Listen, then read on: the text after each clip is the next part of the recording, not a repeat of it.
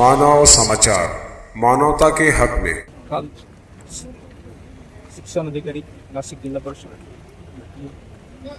अधीक्षक दोघांना अटक केलेली आज त्यांना माननीय न्यायालयासमोर रिमांड कमी हजर केलं असताना 13 सप्टेंबरपर्यंत 5 दिवस पोलीस कस्टडीमध्ये तिघांना मिळालं.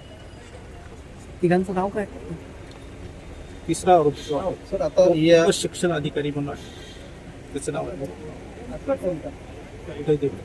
त्याला अन्य एका मुद्द्यात 13% कस्टडीमध्ये. एक आर्थिक गुन्ह्याच्या ठिकाणी हा तपास आहे आणि एक मोठी व्याप्ती यामुळे शिक्षण अधिकाऱ्याच्या वाढण्यास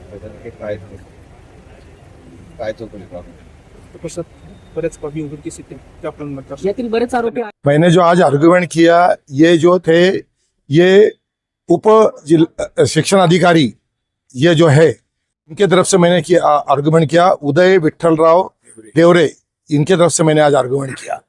ये जो उस टाइम थे डेप्यूटी सुप्रिटेंडेंट, ये तो उस टाइम थे ये सुप्रिटेंडेंट ऑफिस सुप्रिटेंडेंट ऑफ पे यूनिट के थे वो उस टाइम। तो उनको कल 98/2024 के 25 के सीआर में उनको अटक किया गया कल, और आज उनको कोर्ट के सामने पेश किया गया था। पुलिसों ने उनकी 7 दिन की पुलिस कस्टडी मांगी थी।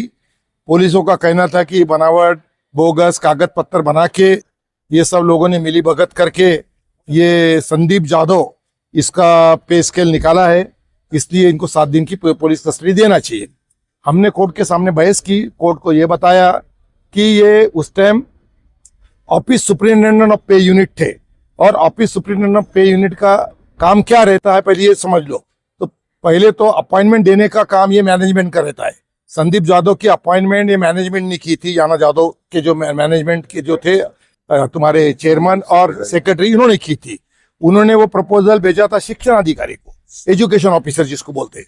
एजुकेशन ऑफिसर ने उस सब उसके कागज के वेरिफिकेशन करते हुए ये प्रपोजल आगे फॉरवर्ड किया डेप्यूटी डायरेक्टर ऑफ एजुकेशन की तरफ, और डेप्यूटी डायरेक्टर ने सब वेरिफिकेशन करते हुए उसको मान्यता देते हुए पे यूनिट की तरफ भेजा। अब डिस्प्यूट ऐसा था कि सरकार पक्ष का कहना है कि इसकी संदीप जाधव की अपॉइंटमेंट 2012 में हुई है, जबकि मैनेजमेंट का कहना है कि संदीप जाधव की अपॉइंटमेंट 2014 में हुई। पुलिसों ने एक पेपर लाया कि संदीप जाधव का 2012 में उसका वो 12वीं पास नहीं था, तो भी उसकी अपॉइंटमेंट की गई, जबकि मैनेजमेंट का कहना ऐसा है कि संदीप जाधव की अपॉइंटमेंट 2012 में नहीं हुई, 2014 में ही हुई। तो कोर्ट के सामने दो डॉक्यूमेंट्स आ गए अपॉइंटमेंट के। एक 2012 का भी अपॉइंटमेंट का लेटर आया, अब 2014 का भी अपॉइंटमेंट का लेटर आया। अब ये तो बड़ी मुश्किल की बात है, कौन सा 12 का डॉक्यूमेंट सही है कि 2014 का अपॉइंटमेंट का ऑर्डर सही। अब जब ये प्रपोजल भेजा गया तो एजुकेशन ऑफिसर ने जो उसको मान्यता दी, संदीप जाधव जो क्लर्क है, जो एम्प्लॉय याना जाधव विद्यालय का, उसको उन्होंने 2012 से उसका अप्रूवल मंजूर किया, और 2012 का 2014 तक का जो उसका जो डिफरेंस था सैलरी का, वो पे यूनिट की तरफ गया, और पे यूनिट ने डायरेक्ट संदीप जाधव के खाते में, उसके जो अकाउंट में वो 2 साल का डिफरेंस वो क्रेडिट कर दिया। तो पे यूनिट का काम हमने बोला, यही बताया कि पे यूनिट का काम क्या है। पे यूनिट का काम जब एजुकेशन ऑफिसर प्रपोजल मंजूर करता है, अप्रूवल देता है, डेप्यूटी डायरेक्टर उसको मान्यता देता है, उसके ऊपर रिलाय होकर पे यूनिट को पैसा जो एम्प्लॉय उसके खाते में क्रेडिट करता है। तो इसका हमारा तो ऐसा कहना था कि इसका तो कहीं रोल आता ही नहीं है, क्योंकि हमने झूठे कागज बनाने का कहीं सवाल ही नहीं आता। अपॉइंटमेंट देने का काम एम्प्लॉय मैनेजमेंट का है, प्रपोजल को अप्रूवल देना, ये मान्यता देना, ये काम शिक्षण अधिकारी और डेप्यूटी डायरेक्टर का है। और वो जो फॉरवर्ड करते हैं पे यूनिट को, हिसाब से वो पे यूनिट डायरेक्ट एम्प्लॉय के खाते में अमाउंट क्रेडिट करता। लेकिन तो भी तफ्तीश के लिए ये ऑफेंस का सीरियसनेस देखते हुए कोर्ट ने इनको 13 तारीख तक का पुलिस कस्टडी में रखने का आदेश जारी किया है। बोगस सिग्नेचर का और फ्रॉड का भी इल्जाम लगा।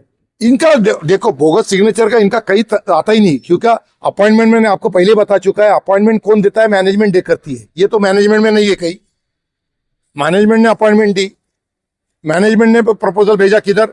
एजुकेशन ऑफिसर के पास भेजा।